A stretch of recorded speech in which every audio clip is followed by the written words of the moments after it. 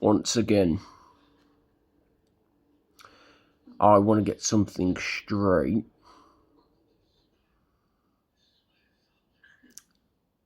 To both sexes involving the gospel. Empathy. I've shared so much on this topic. Empathy is a feminine... Try that again. Empathy is a feminine even trait. You'll have to excuse how I'm speaking. I've got, as you can see, teeth whitening along with plastic shieldings in my mouth. Hence, I sound like a complete twat when I'm speaking. Empathy is a feminine trait. It's the same with gentleness, nurturing,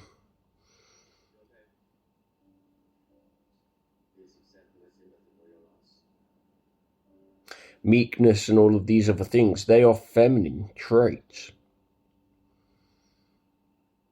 As men, we were designed and created to be masculine and stoic. In other words, we are the protectors, we are the providers, we are the leaders. And as men, it's within our duty to fight when protecting the opposite sex.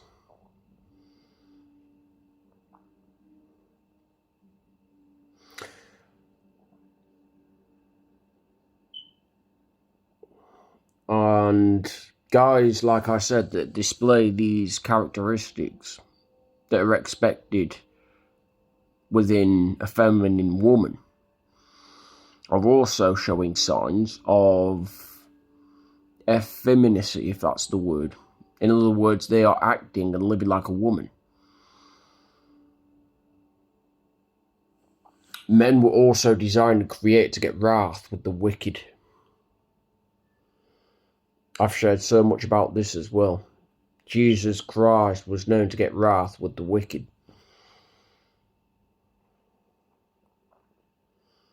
Sure, he had a good set of ears, a good set of eyes.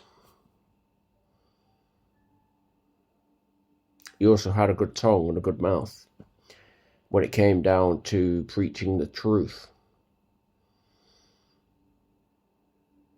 But I think there's so much perversion going on within today's society involving the gospel and both sexes, genders on a whole.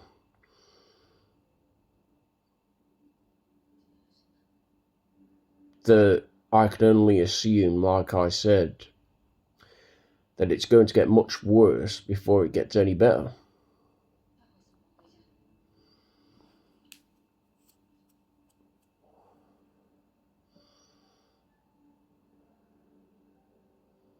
So for men to be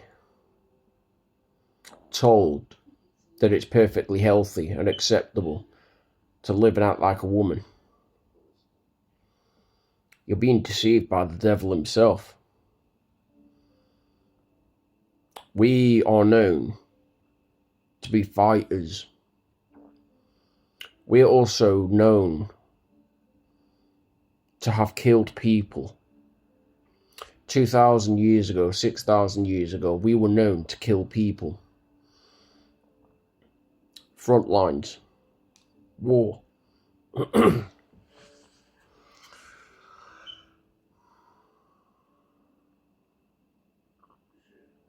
Another example of this would be King David.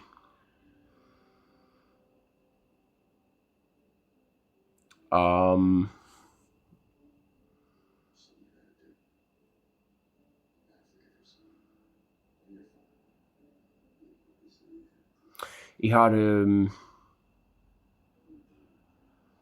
army of Israelites, and he personally made it his mission to pick up a smooth rock, place it within his slinger,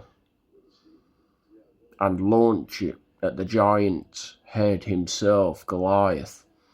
Goliath then fell like a sack of shit, pardon my language, and he took Goliath's sword and lopped his head clean off and held it within his hand, thus actually in fact giving full control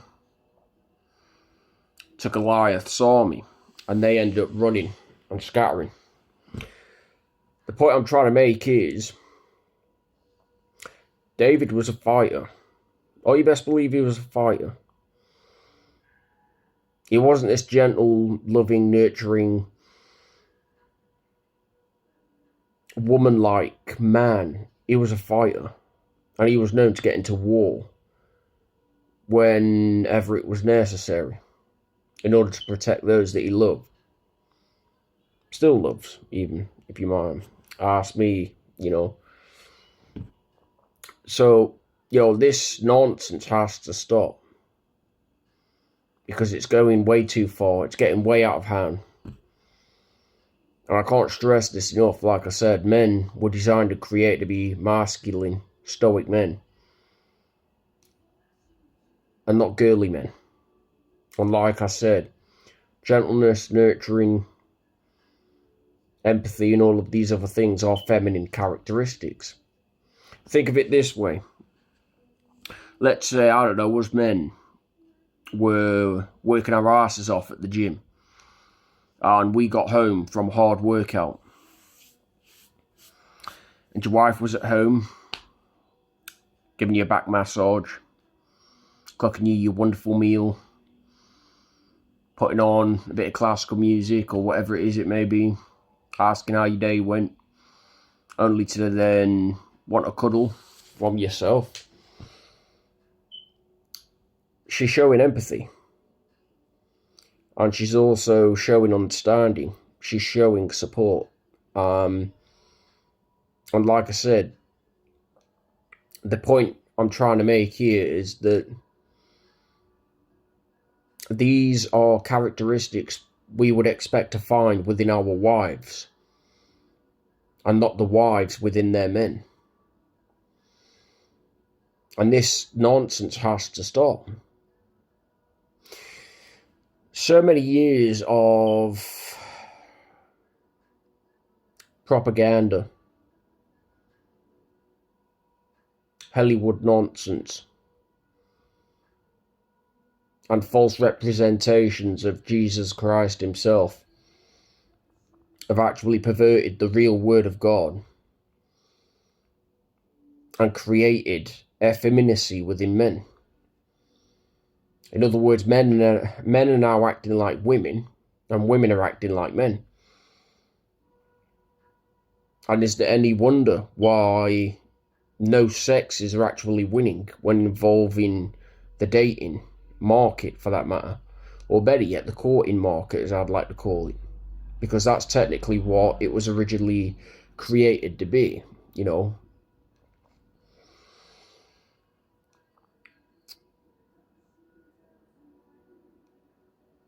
And I'm going to leave this video here, because like I said, I don't want to make it too long.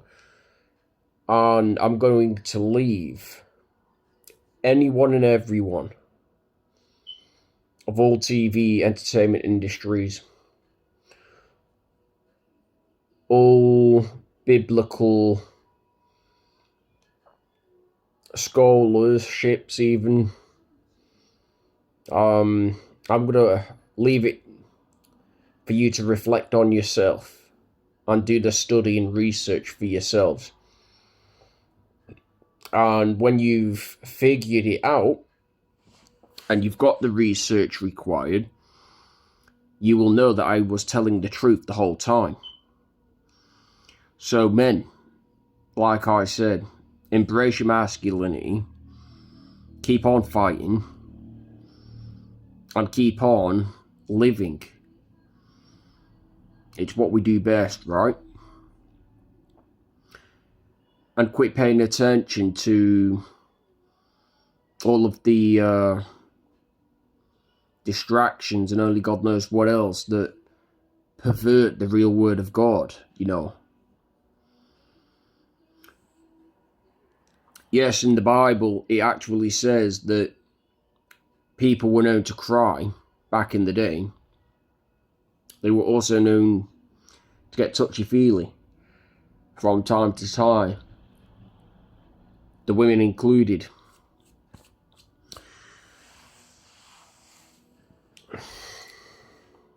But emotions and feelings, like I said, are nothing more than Decepticons. They lead people into acting on impulse. And they also lead people to acting out of irrational thinking. Thus, in turn, leading to consequence and punishment later on. I.e., you give into a temptation. It's good in the moment, but then you're punished. You're punished for that said temptation that you gave into. Temptation, like I said, isn't a sin necessarily, but if you give into it, then it becomes a sin. Then it becomes problematic. Then you will be punished. Assuming, of course, like I said, you've prayed unto God and sought after his forgiveness. And explained what's going on. But like I said, God sees everything, you know. He understands his creation better than anybody could ever understand themselves. And that is the truth. And before I wrap this video up, like I said, other feminine characteristics, like I said, are patience.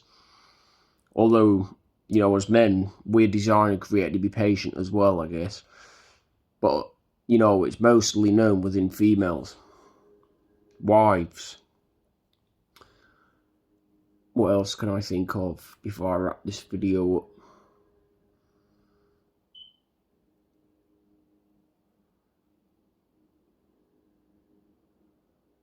No, I can't. So on that note, I'm going to wrap this video up and leave it, you know, as to where it is at now. And I'm going to let people reflect on what I've just said and study it for themselves. And then they can get back to me, or get back in touch, you know, with me, that is. And tell me what they actually really think. But rest assured,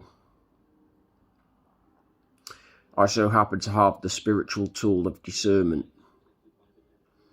And I would be able to discern even whether someone is actually, in fact, trying to pull the wool over my eyes with their own man-made vain philosophies or information on a whole from those that are actually telling the truth. So think carefully, like I said before, coming at me with your own opinions and ideas as to who God really is, who Jesus Christ really is, and what they represent when involving the will of God and one's salvation.